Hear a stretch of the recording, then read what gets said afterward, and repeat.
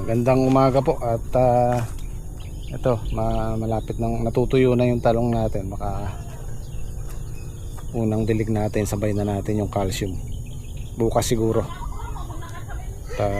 Ay Sunday pala bukas, baka Monday. At makikipaglibing muna ako dahil matay yung chewing ko. Jim Squad muna bahala. Pitas natin ang upot patola ngayon eh.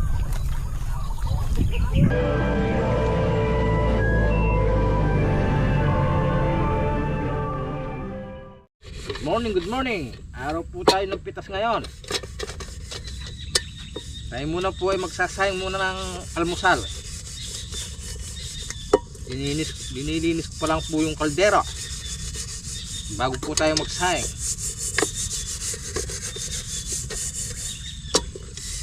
Good morning po sa lahat ng nanonood.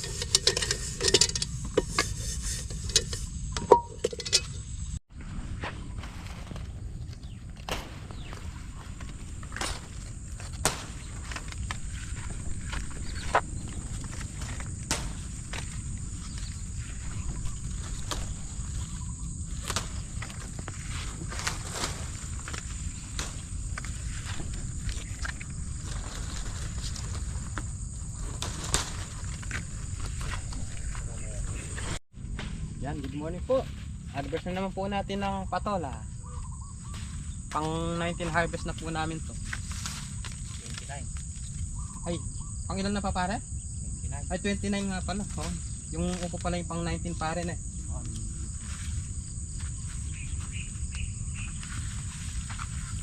Marami pa pong bunga guys. Baka abutin pa po yung palaya namin. Magpapang-abot pa rin eh. Yung pala at saka patola. Manto tayo pa dyan, matagal na dalawa, hanggang 3 linggo. Oo.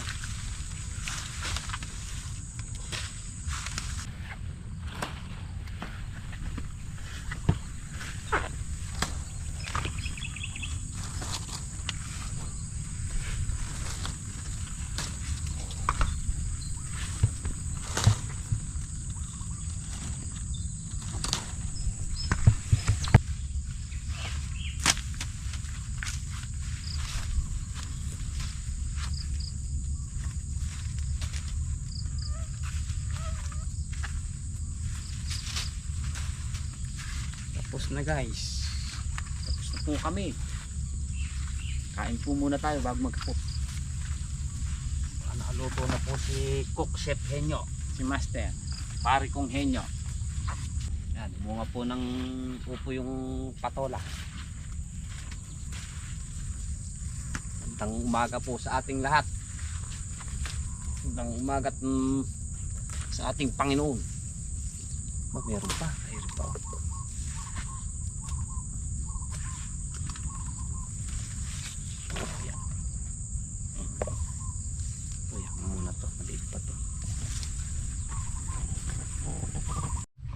Kain po.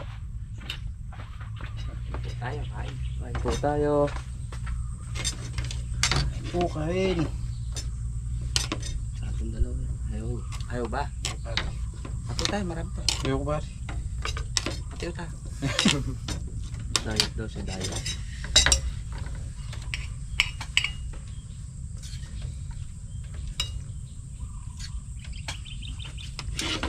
Press. Ay.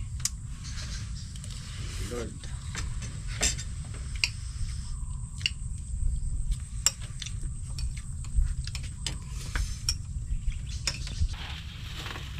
Sige, tutuin na lang pala ako. Sige, bilang na lang akong plastic. Sige, bilang kanuan. 20 na lang natin, huwag na natin pakakarami. Pre, bilangin ko na ha. Yes. Bilangin mo na pa. Isa mo. Sa akin, 3 na pa. Awa. Oh. 4. 5. Ito na yan. Ito.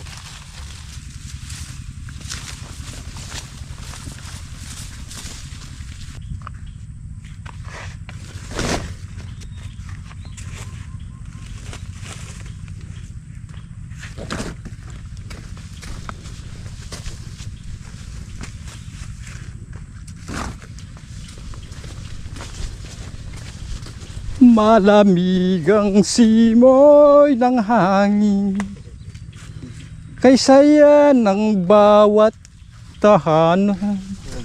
Ang ganda ng boses mo talaga.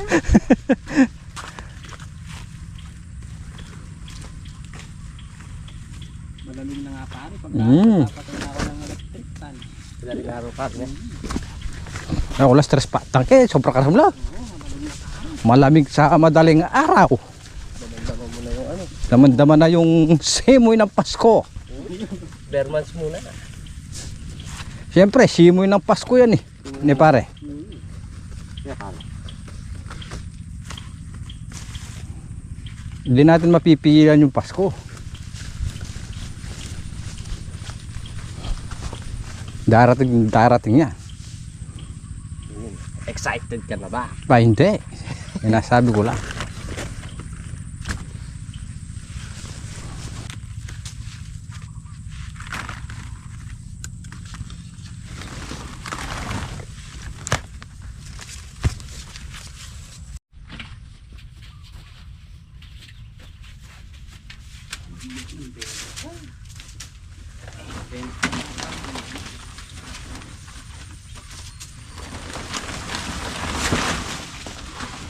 Ay! B20 pa pare yan. Talagang iba yung kulay natin. Sumusulong, hindi umatra.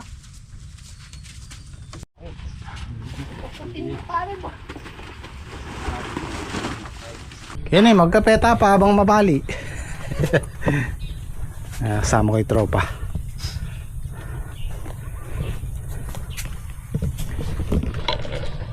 Mukhang kaya pa yung 20 ah. Kaya po. No? Oh. Balit. May dala yata ang kaya eh.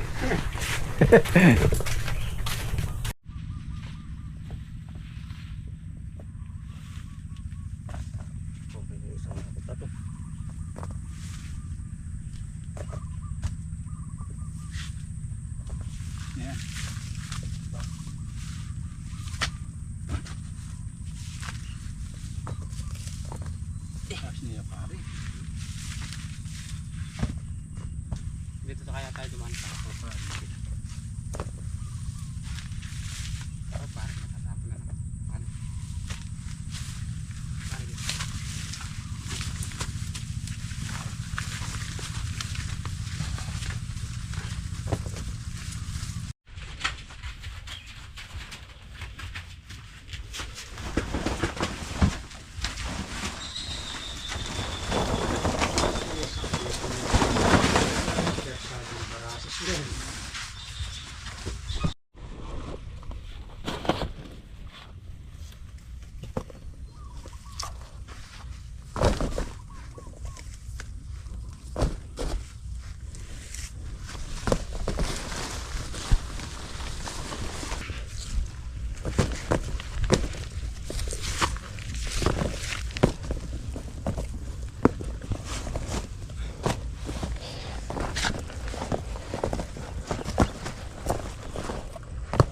Nga pare, subok.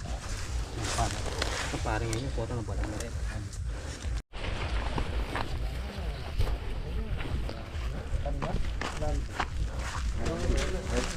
Oo, ayos. Kuryente lang yan po. Kumpleto yung makina ito. Bago ito lang. Problem ba yun? 80. Nangyari dito. Kumpleto yan. Pang-ulit.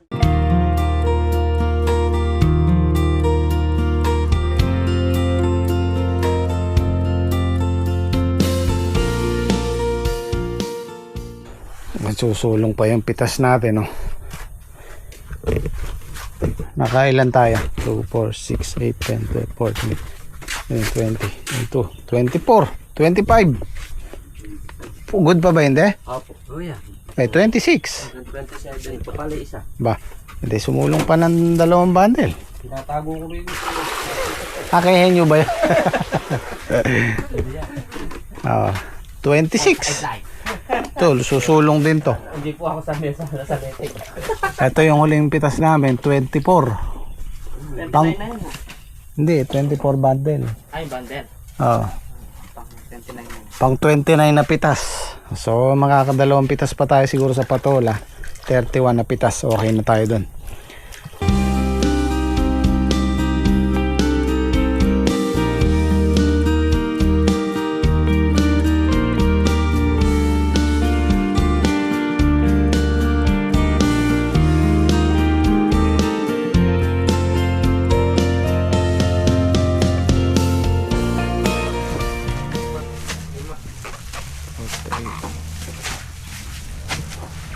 Yan, 48 yung good natin, tsaka 6 na segunda. Nakalimanda ang kilo pa. Sumulong pa rin. Luluto po tayo ng linaga. Linaga baboy.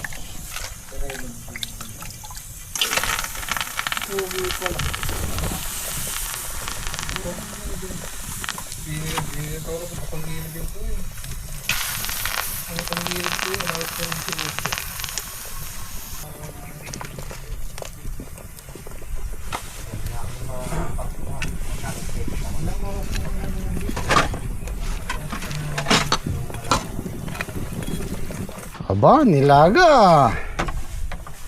Kala ko nilagang pato po eh.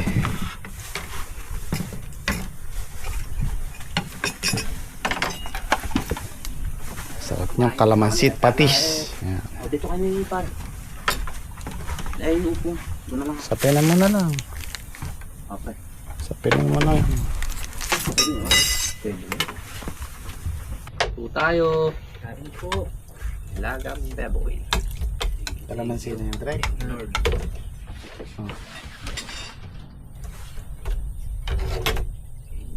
Kain po. Ito pala, hindi na bandar pa. Hindi kita kanina. Hindi, tinabiyatan pa rin ninyo eh. Hindi. Nung nakaraan napaurong niya, ngayon napasulong niya. Nung na isang bundle. Ay, ilan ba sinulong? 3. Tatlo po bandar.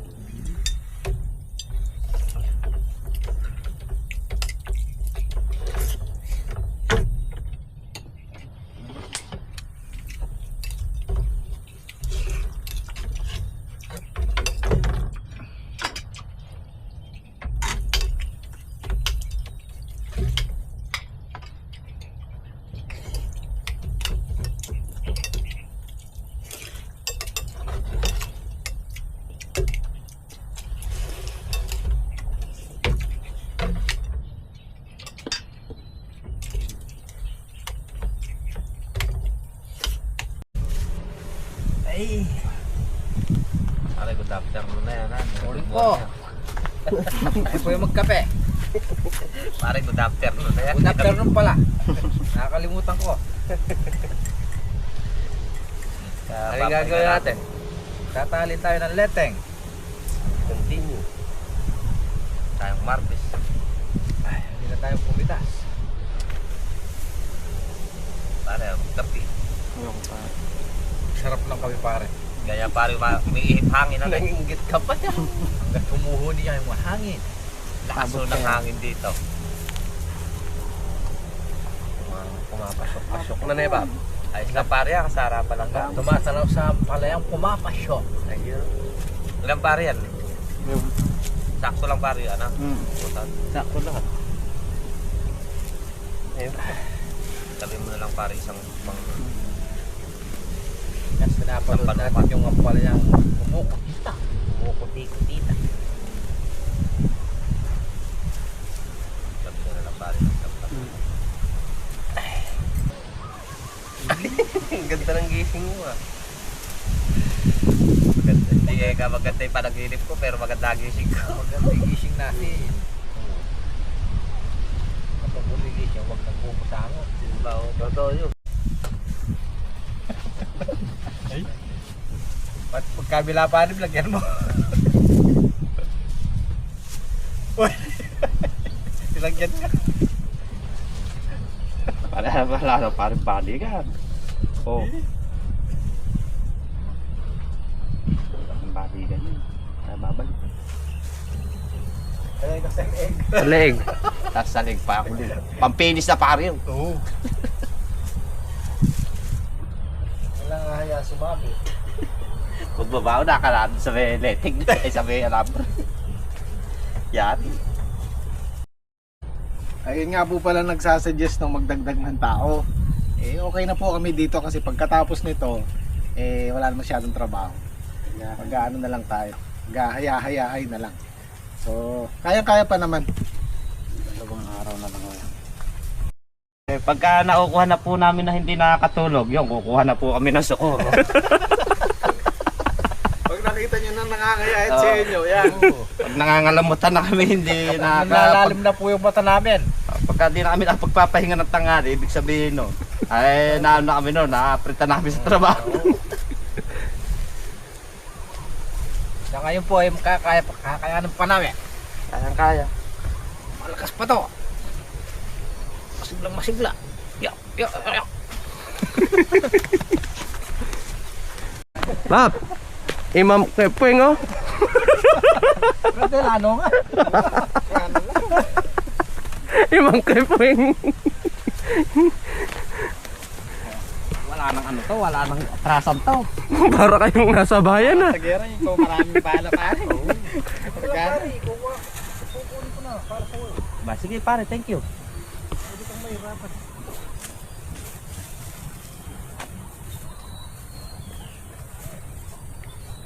Pare, pagka nakikita mo kung nangingitim na, alam mo na no, nabibigti na katawan ko no. Wala nang puputi pare. Maitim na eh.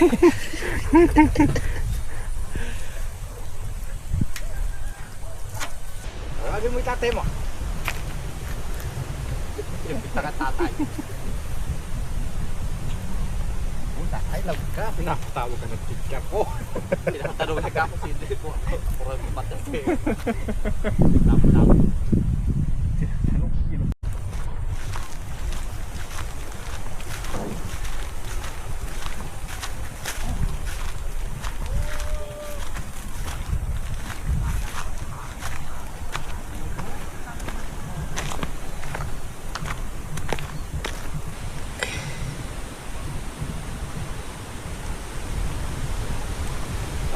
Putik.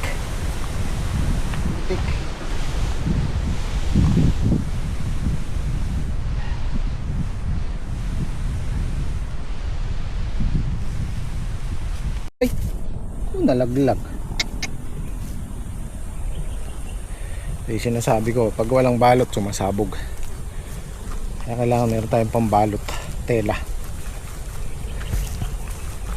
Ang pinaka-importanting natutunan ko sa pag-farming, bago tayo magtanim, kailangan nakakondisyon yung lupa, yung talagang buhaghag siya, pinong-pino. Mas gusto ng halaman yun. Kasi mapapansin nyo itong mga nandito, medyo maliliit sila kasi matigas na yung lupa, na-compress na. Hindi kagaya dito, kung hindi pa tayo gumamit ng ipa dyan at saka yung manure, may hirapang lumaki yan. Kaya napaka-importante nung pagkondisyon ng lupa, lalo na yung ipa, the best yan, pampabuhaghag ng lupa. Ganyan yung nangyari dito sa sili namin. Kasi tinanim namin yan, ayan, meron mang tumubo yung gawi dito, pero lahat wala. Kasi tinanim namin yan, after 2 days nag-uulan ng halos 1 linggo yata, o 5 days, 6 days, na-compress yung lupa. Ayan, nahirapan silang tumubo. Okay, unti-unti nakakayari tayo.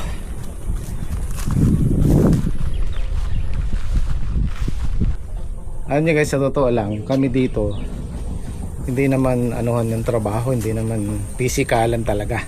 Meron time na pisikalan pero hindi araw-araw kasi katulad kanina, pag araw-araw ganito po yung routine namin. Lalusong kami ng mga 7, mag-start na kami, o minsan 6:30 nandito na kami. Magtatrabaho kami hanggang before lunch, tapos magluluto. Pagkakain, hindi po muna kami lulusong ng 1:00. Ang lusong po namin ay 3:00. Matutulog po kami ng 1, simula 12 hanggang 3. 1, 2, 3. Meron kaming 3 oras na pahinga. Kaya lulusong kami alas 3 ng hapon kasi nga ganun ang instruction ko sa kanila. Dahil lalo na pag mainit. Pag mainit ka ako, pahinga tayo ng 3 oras, lusong tayo ng alas 4. Ay hanggang maliwanag, trabaho tayo. Ganun ang ginagawa namin. Minsan 5:30, di ba? Kaya hindi po ganun ka yung trabaho namin. Hindi kagaya sa ibang, alam nyo na, namasukan din tayo. Papasok ka ng alas 7, tigil ka ng alas 12, alauna, pasok ka na hanggang alas 5. Break time ka ng 15 minutes. Sa atin dito, pag pagod ka, pahinga ka, walang problema. Kasi, bakit ko pinapaliwanag to? Kasi po maraming nag-aalala sa Gem Squad. Hindi naman po sila, kung mapapansin nyo, bago sila nagpunta dito sa akin, mga payat naman kami, kaya lang nagkaroon sila ng laman. Medyo tumaba ng konti. Hindi po ganun. Meron time lang na mabigat ang trabaho, pero kung tutuusin sa araw-araw, hindi na ganun. Kagaya nito, pagkatapos nitong balog na to, medyo easy na yung trabaho natin. Right!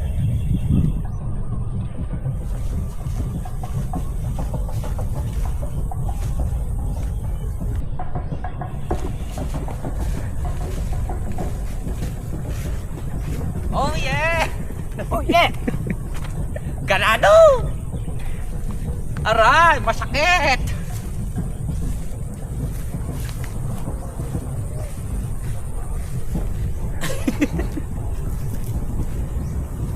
Napapasaya! Oh!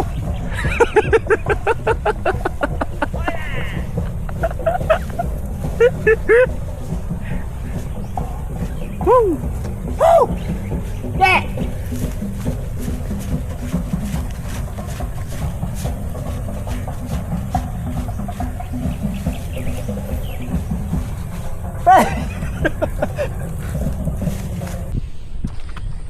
Ito lang yung magiging kalaban natin sa ampalaya, yung hanging amihan. Ayaw nila yan eh. So ito po yung challenge namin sa sarili namin, kung pag-aaralan kung bakit namamarako yung ampalaya sa panahon ng malamig ang hangin. Kasi actually ang ampalaya kasi gusto niya yung tag-araw talaga, mainit. Diyan po tayo makakasingit kung sakaling mapaganda natin to, baka sakali maganda ang presyo. Kung maaalala nyo yung mga previous naming ampalaya dun pa sa kabilang farm dati, ganyan buwan po kami tumatama ng magandang presyo. December, January, actually December yung Pasko, bagong taon, bumabagsak ang presyo ng gulay, yung ampalaya. Pero pagdating ng January, February, medyo maganda yung presyo. Tapos babagsak ulit yun patag-araw, kasi nga madaling magtanim ng tag-araw. Yung buwan na ito, buwan ng January, February, meron din mga pagkakataon na bumabagsak din yung presyo ng ampalaya, pero madalang. Kasi nga meron din namang mga farmer na alam nila yung technique kung paano pagandahin yung ampalaya sa panahon ng mahirap alagaan. Kasi kahit aling gulay po, merong panahon na talagang mahirap alagaan. Nakapanahon yung maninira or yung weather. Katulad ngayon, yung sili mahal kasi mahirap alagaan. At may nagtatanong sa akin kung bakit daw hindi kami nagtatanim ng kamatis. Nag-start po akong nag-farming kalamansi, hindi nag-boom. Tapos sinubukan ko yung sitaw, tapos sinunod ko yung kamatis. Maganda yung naging bunga, maganda yung naging harvest namin. Kaya lang napakahirap tamaan ng presyo ng kamatis. At isa pa, yung kamatis po ilang harvest lang yan, matigas na yung 8 harvest. Minsan nakakalimang harvest ka lang, 6, di ba? So yung preparasyon mo dun sa panahon na itatrabaho mo dun sa kamatis, siguro hindi para sa amin. Mas bet ko talaga yung ampalaya. talong. Yan ang main crop natin, ang palaya talong. Tapos pag okay na yung natamnan na natin ng 2 beses yung balag natin, tsaka lang natin sisingitan ng ibang gulay kagaya ng upo, patola. Pero ang main crop talaga natin, ang pinaka gusto ko talaga yung ampalaya at saka talong. Diyan tayo medyo, alam nyo na, may kumikita ng maganda-ganda paminsan-minsan. So sana itong pinangarap kong 1 hektarya na to, although kulang siya ng 2,000 square meters sa 1 hektarya, sana mapaganda lang natin yung bunga. Masaya na ako. Kahit yung tamang presyo lang, yung makatarungang presyo lang para sa amin, masaya na ako.